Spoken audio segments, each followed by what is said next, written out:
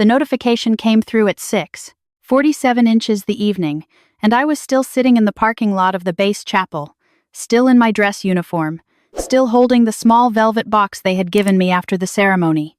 I hadn't started the car yet. I wasn't sure I wanted to. My phone buzzed again. Then again. I turned it face down on the passenger seat and looked out the windshield at nothing in particular. A row of oak trees. A flagpole.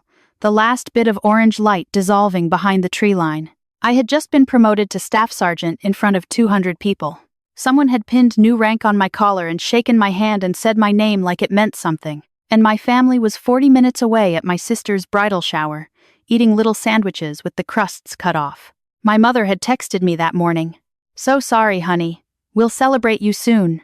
I had read it twice, and then set my phone down without responding, because there was nothing honest I could say. I should go back further. That's the only way any of this makes sense. I grew up the second daughter in a family where being second meant being invisible most of the time. My sister is 3 years older than me, and from the time we were small, she was the kind of person a room reorganizes itself around. Not because she demanded it, exactly. It was more that our parents offered it freely, constantly, without seeming to notice they were doing it. When she came home from school, my mother would stop whatever she was doing to hear about her day. When I came home from school, I usually found a note on the counter telling me there was food in the refrigerator. I don't want to make it sound like I was mistreated in any dramatic way. I was fed. I was housed. I was told I was loved. But there is a particular kind of loneliness that lives inside a family where you are technically included in everything and emotionally left out of most things. I learned to do a lot of things on my own. I learned to figure out problems without asking for help. I learned to celebrate small wins quietly, in my own head, and not expect anyone to notice. My father was not a cruel man, but he had a way of framing my choices that made them sound like lesser versions of my sister's choices. When she got a scholarship to a private college, he told everyone at church. When I enlisted in the Army at 19, he told me I should think carefully about whether I was making this decision for the right reasons. He said it with concern in his voice, which is somehow worse than if he had just said he disapproved. My mother asked if I was running away from something. My sister said nothing at all, which was its own kind of answer. I left for basic training on a Tuesday in September. My father drove me to the bus station and hugged me once at the curb. He told me to be careful. He did not say he was proud of me. I watched his car pull away, and then I picked up my bag, and I did not let myself cry until I was on the bus and moving, and there was nothing left to look back at. The Army turned out to be the first place I had ever been where the work I put in was directly connected to what I received in return. That sounds simple. Maybe it is simple, but when you grow up in an environment where love and recognition feel randomly distributed, where no amount of effort guarantees that anyone will notice you, finding a place with clear and consistent rules feels like oxygen. I worked hard because hard work produced results. I was promoted because I earned it. People I respected told me I was doing well, and they said it based on evidence, not affection, not favoritism, not which daughter had always been easier to love. There were hard seasons, of course, deployments that stretched longer than expected, weeks where the work was physical and exhausting, and I fell into my bunk at night without the energy to think about anything beyond the next morning's formation. Moments where I missed something at home, a holiday, a birthday, a phone call I hadn't made in time, and felt the distance between my life and my family's life as something solid and cold, like a wall I had walked into in the dark. I missed my mother's cooking sometimes. I missed the particular smell of the house I grew up in. I missed the version of my family that existed in my memory. The one where things were simpler and the imbalance hadn't yet settled into something I had a name for. But I did not regret the decision. Not once. Not even in the hardest weeks. Because I had also found something I had not expected to find. People who chose me. Not by accident of birth. Not by proximity or obligation. But deliberately. Because of who I was when I showed up every day. My unit became something I didn't have a clean word for. Not family exactly, because that word carried too much of the old weight.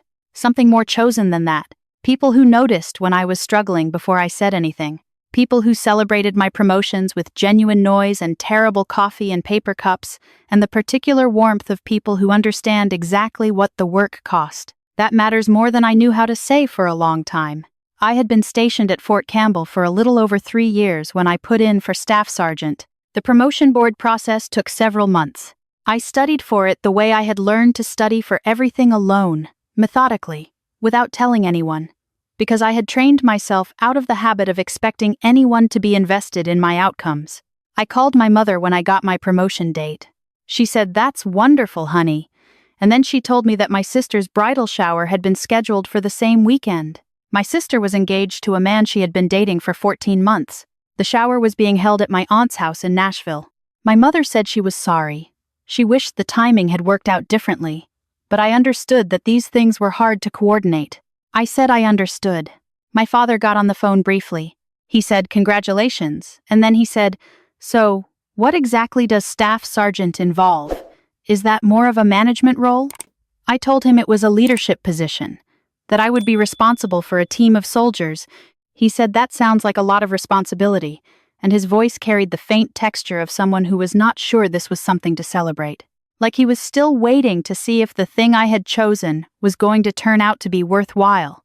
I said I had to go, that I had things to prepare for. He said, Of course.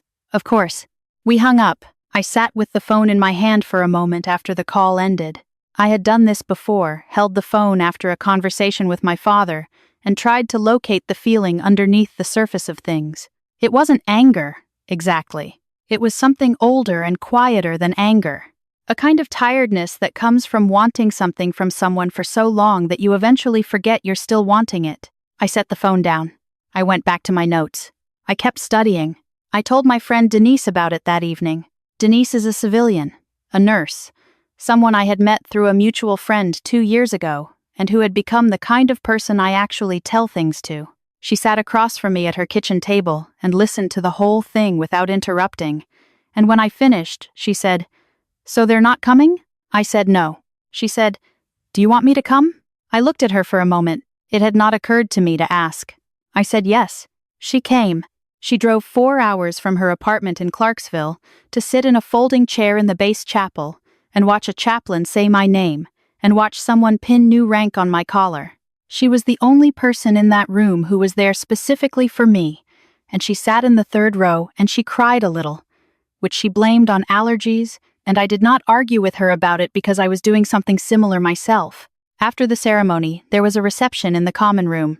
I shook hands and accepted congratulations, and Denise stayed close and made conversation with people she had never met, with the easy warmth that I have always admired in her. At some point, someone from my unit, a young specialist named Torres, took a video on his phone.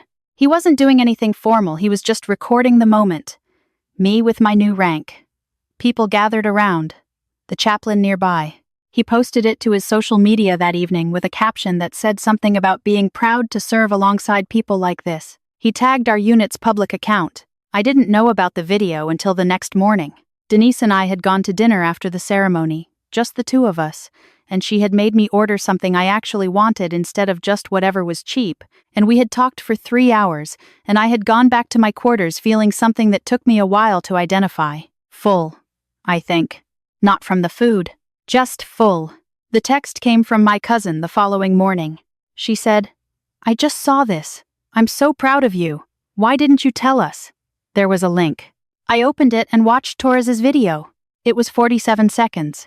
You could see me clearly. You could see the rank being pinned. You could hear the applause from the room. The unit account had shared it, and it had already been shared several hundred more times, mostly through networks of military families and veterans. My cousin had found it through a friend who had tagged her. My cousin had also, I saw from the notification thread, tagged my mother. I put my phone down. I made coffee. I stood at my window for a while. I told myself it didn't matter. That the day before had been everything it needed to be. That Denise had been there. That the work was what was real. Then my phone rang. It was my mother. She said, "Sweetheart, I just saw the video." I said, "Mm-hmm." She said, "You looked so beautiful. You looked so..." Her voice caught a little. I didn't realize it was going to be like that. I thought it was more of a small thing. I held the phone and I thought about the morning she had driven 45 minutes to my sister's school play when my sister had 12 lines in the second act. I thought about the birthday dinner she had planned for 2 weeks when my sister turned 25.